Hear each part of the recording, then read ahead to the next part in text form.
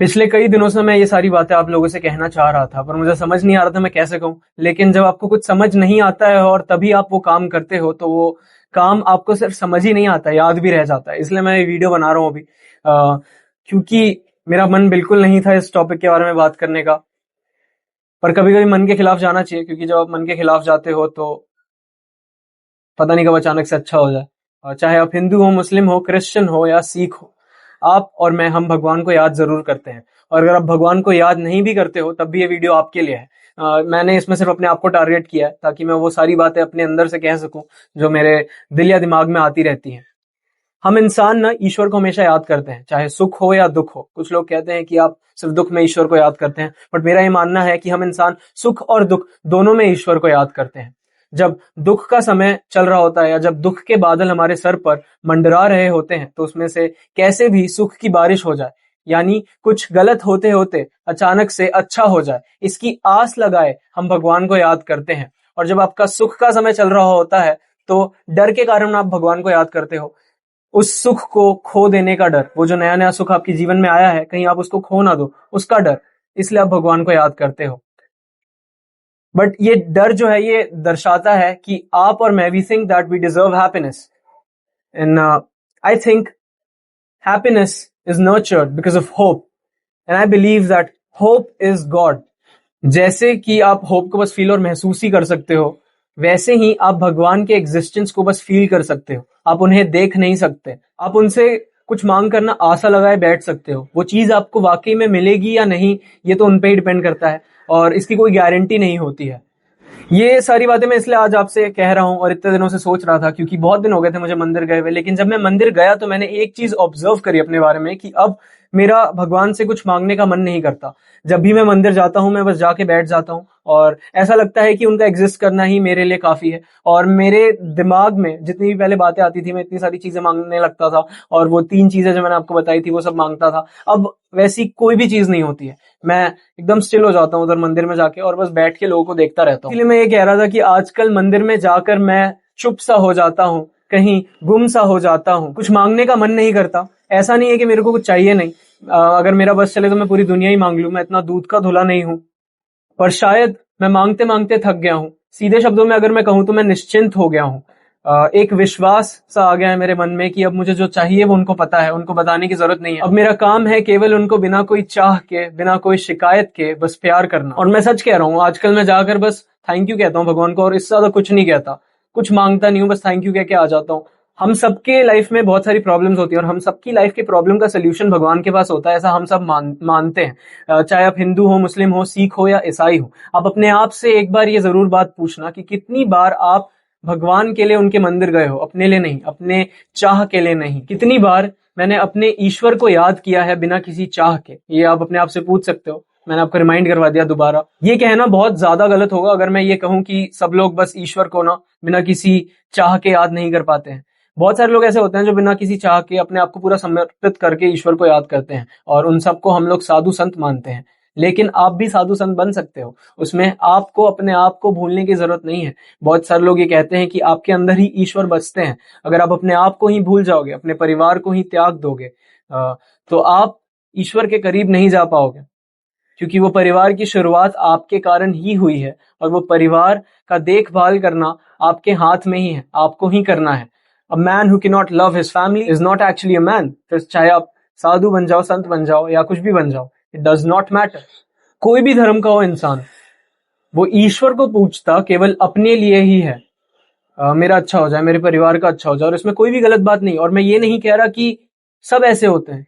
कुछ लोग होते हैं जो अपने साथ साथ दूसरों का भी भला करना चाहते हैं, अपने साथ साथ दूसरों के लिए भी थोड़ी प्रार्थना कर बैठते हैं। मैंने अपने अंदर वो महसूस किया है, पर उस पर भरोसा नहीं होता है, उस पर भरोसा नहीं कर पाता हूँ।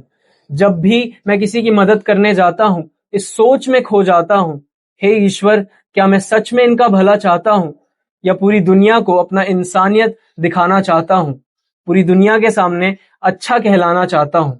Question mark. ये सोचता हूं मैं।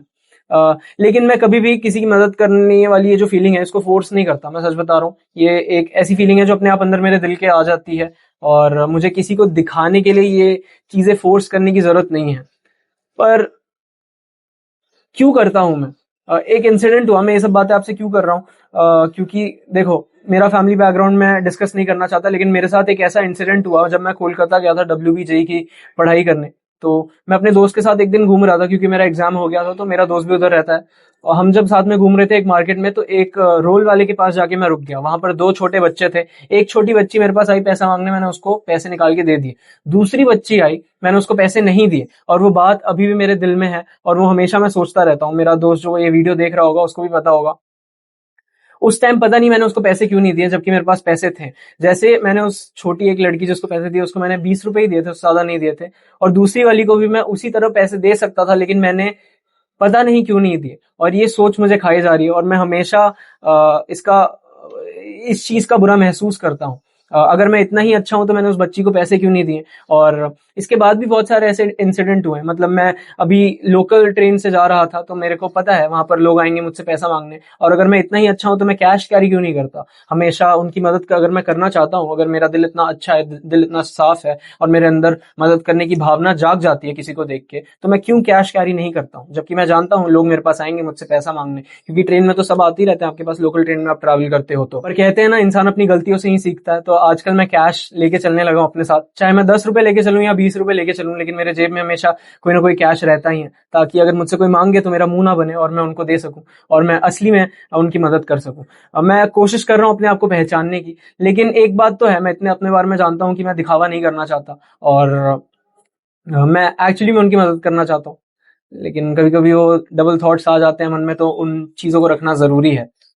किसी का धर्म देखकर उसकी मदद नहीं करनी चाहिए। जैसे अगर आप हिंदू हो तो ये सोच के मत मदद करो कि सामने वाला मुसलमान है, या सामने वाला सिख है, या सामने वाला क्रिश्चियन है तो मैं उसको पैसे नहीं दूंगा। आपको सबकी मदद करनी चाहिए। मैं ऐसा इसलिए कह रहा हूँ क्योंकि मैंने अपनी आंखों से देखा है कुछ लोगों को ये करते हुए, और ये बहुत गलत होता है। छोटी मुंह बड़ी बात। ये धर्म हो सकता है इंसानों ने नहीं बनाई है, लेकिन इंसानियत के नाते सही के साथ सही होना चाहिए, और गलत के साथ गलत होना चाहिए, चाहे वो कोई भी धर्म का हो। चाहे आप कोई भी भगवान को पूजते हो, आपके मन में कहीं ना कहीं छोटे छोटे सवाल जरूर छुपे होते हैं। अक्सर आपके सवाल उनके जवाबों के साथ ही आते हैं। अगर आप ध्यान दोगे तो आपको पता चलेगा, the universe tries to talk to you daily, पर आप इसको सुन नहीं सकते, क्योंकि the universe has no language. अगर लैंग्वेज होती तो लैंग्वेज बैरियर होता, and universe is not bias, hence it talks और communicates to you by its actions and not by words. You just have to pay attention. जैसे हम इंसानों को अगर किसी से बात करनी होती है, तो हम अपने वोकल का इस्तेमाल करते हैं, कभी कभी अपने हैंड जेस्चर्स का इस्तेमाल करते हैं, या कभी कभी एक्शंस का इस्तेमाल करते हैं। ठीक उसी तरीके से the universe, it uses the leaves, the trees, the birds, and sometimes even the human beings. और ये सारी बातें मैं हवा में नहीं कह रहा। वो क्या हुआ कि कल मुझे कॉलेज जाना था, और मैं कॉलेज जाने के लिए बहुत ज्यादा लेट हो चुका था, और मेरे पास कोई ऑप्शन नहीं था, और मुझे कैब बुक करना ही पड़ा। वैसे मुझे कैब बुक करने की जरूरत नहीं है जिस जगह पे मैं रहता हूँ, लेकिन जब कैब वाले भैया आए तो मैं उनकी साइड में जाके बैठ गया, और पता नहीं कैसे मैंने उनसे बात करनी स्टार्ट कर दी कि मेरा कॉलेज जाने का मन नहीं कर रहा। तो फिर उन्होंने कहा कि मेरा भी मन नहीं करता था, इसलिए आज मैं कैब चला रहा हूँ। तो मैंने ऐसा कहा, कम से कम आप कमा तो रहे हो भैया, अपने पापा के पैसे पे तो नहीं हो आप, कम से कम आप अपना खुद का कुछ कमा तो रहे हो। लेकिन फिर उन्होंने मुझे अपने तकलीफों के बारे में बताना स्टार्ट कर दिया। उन्होंने बताया कि कैसे जितने पैसे वो कमा रहे हैं वो इनफ नहीं है, और कैसे उनकी वाइफ उनको परेशान कर रही है, या कैसे उनके बच्चे उनको परेशान कर रहे हैं, उनको क्या क्या करना था वो क्या क्या नहीं कर पाए। और इसी बीच वो अपने एक दोस्त के बारे में मुझे बताने लगे। उनने बताया कि उनका एक दोस्त हुआ करता था, हाँ था, पिछले 2 दिन से वो हॉस्पिटल जा रहे थे, या उनको जाना पड़ रहा था, क्योंकि उनका दोस्त हॉस्पिटल में एडमिट था। क्या हुआ कैसे हुआ कुछ नहीं पता। हॉस्पिटल में जब दोस्त को एडमिट किया गया तो कुछ पता नहीं था कि क्या हुआ उसको और कैसे हुआ। 2 दिन में देखते देखते वो खत्म हो गए, मतलब उनकी डेथ हो गई। ये उनके शब्द थे जो उन्होंने मुझे कहा। और मैंने जब उनसे पूछा क्या रीजन था, तो उन्होंने मुझे कहा कि कोई रीजन नहीं पता, बस डॉक्टर ने ये बताया कि वो खाना नहीं खाता था। अब देखो, आप चाहो तो यूनिवर्स जो आपको बताना चाहता है आप उससे कनेक्ट कर सकते हो और नहीं भी कर सकते हो। मैं पिछले 1 हफ्ते से खाना नहीं खा रहा था, चाहे शाम हो या रात हो, मेरा खाने का मन नहीं कर रहा था। और मेरा जब खाने का मन नहीं करता तो मैं कुछ भी नहीं खाता। तो ऐसा नहीं कि मैं कुछ भी नहीं खा रहा था, चिप्स मंगवा लिया, कभी ये मंगवा लिया, कभी वो मंगवा लिया, जंक फूड वगैरह। और नीचे जो मेस में खाना मिलता है वो मैं नहीं खा रहा था, और ये मैंने सेम चीज अपने पिछले कॉलेज में की थी। तो मैंने इसको एक इशारा समझ लिया कि मैं खाना नहीं खा रहा हूँ, और भगवान मुझे ऐसे कह रहे हैं, यूनिवर्स जो भगवान में नहीं मानते हैं वो मुझे ऐसा संकेत दे रहे हैं कि you should focus on eating food. कुछ बातें जिनको लेकर आप अपनी लाइफ में कंफ्यूज्ड हो, उन बातों का जवाब आपकी लाइफ में ही छुपा है, उसे अपने दिमाग में ढूंढना बंद करो। ये मैंने सीखा उनसे, मतलब उस वक्त। ये पूरा आपके ऊपर डिपेंड करता है, आप किस सिचुएशन को किस हिसाब से देख रहे हो और उससे क्या सीखने की कोशिश कर रहे हो। ऐसे कोई वो नहीं है कि मेरे को यूनिवर्स ही आके बता रहा है कि तू खाना नहीं खा रहा, तुझे खाना खाना चाहिए। लेकिन पॉजिटिविटी, यू हैव टू। आप अकेले हो, आपको कोई सपोर्ट नहीं कर रहा, तो आप किसके पास जाओगे? किसी के पास नहीं, अपने पास ही जाओगे। और आप किसको याद कर सकते हो? अगर आप भगवान में मानते हो तो भगवान को, वरना द यूनिवर्स। तो मैं तो दोनों में मानता हूँ, इसलिए मैं दोनों को याद करता रहता हूँ और ऐसे ही आगे बढ़ता रहता हूँ। And that's why I believe that the whole universe is not made for the people, the billions of people living in it. It is made for me. It is designed creatively in such a way that every person that I meet in my life evolves me and teaches me something valuable because I want to learn and I want to grow. देखो, धर्म आपको special नहीं बनाता है, आप धर्म को special बनाते हो क्योंकि आप स्पेशल हो। अगर आप हिंदू हो या मुसलमान हो या क्रिश्चियन हो या सिख हो, अगर आप ये कहते हो कि मैं प्राउड हूं अपने धर्म पे, तो वो कहना बिल्कुल सही है। लेकिन आपको कुछ ऐसा करना चाहिए कि आपका धर्म आप पे गर्व करे, ना कि सिर्फ आप अपने धर्म पे गर्व करते रह जाओ। देखो, ये सारी जितनी भी मैंने बातें करी हैं, ये सारे मेरे ओपिनियंस हैं और मुझे फर्क नहीं पड़ता अगर ये आपको गलत लग रहे हैं या सही लग रहे हैं, because I truly believe that God exist and I see God is hope. और फिर चाहे वो होप मुझे राम जी से मिले, अल्लाह जी से मिले, जीसस क्राइस्ट से मिले या वाहे गुरु जी से मिले। और इसीलिए ये मैं मानता हूं कि ये मेरे संस्कार है कि मैं अपने सर को हर जगह झुकाऊं। फिर चाहे मैं उस रिलीजन में मानता हूं या नहीं मानता हूं, वो फर्क नहीं पड़ता। अगर कोई और उस रिलीजन में मानता है तो मेरा फर्ज बनता है कि मैं उसके ओपिनियंस का रिस्पेक्ट करूं, because we all are human beings. हम सबकी अलग अलग स्ट्रगल्स है लाइफ में और हम सबके अलग अलग ओपिनियंस हैं, हम सब अलग अलग चीजों को मानते हैं। सो अगर हम सब ही एक दूसरे का साथ देंगे और रिस्पेक्ट करेंगे, सही को सही और गलत को गलत, तभी हम आगे बढ़ सकते हैं। और ये मेरे संस्कार हैं, और ये संस्कार खुद भगवान सिर्फ उन्हीं लोग को देते हैं जिनसे वो प्यार करते हैं, या the people who are chosen by the God. And that's why I believe that I am the chosen one. I am God's favorite child. रोज रात को हम सब तारे देखते हैं। मैं ऐसा समझता हूं कि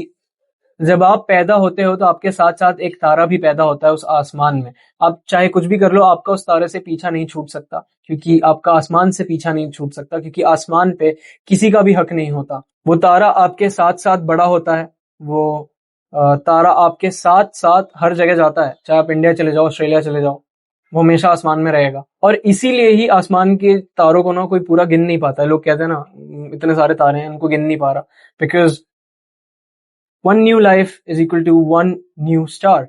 इतने सारे लोग हैं इस दुनिया में, आसमान में नहीं, इस दुनिया में। There are so many people. उनको गिनना तो आसान है, they are countable because they are living beings. But अगर वो आपके सामने रख दे कोई, आपकी आंखों के सामने, तो उन्हें गिनना कितना मुश्किल हो जाएगा। ठीक वैसे ही अगर इतने सारे तारे आपकी आंखों के सामने आ जाएं आसमान में, तो उनको भी आप गिन नहीं पाओगे। So that's why you cannot count the stars. And birth rate, it has no limit. मतलब हमेशा इंसान नए नए आते ही रहते हैं। देखो, ये कोई बहुत साइंटिफिक बातें नहीं, बस मैं ऐसे सोचता हूँ इसलिए मैं आपको कह रहा हूँ। And that's exactly why everyone is unique. आपने ये तो सुना है कि सब ये कहते हैं कि एवरीवन इज यूनिक, सब अलग होते हैं। उसका रीजन यही था जो मैंने अभी आपको बताया, ये तारों वाली बात।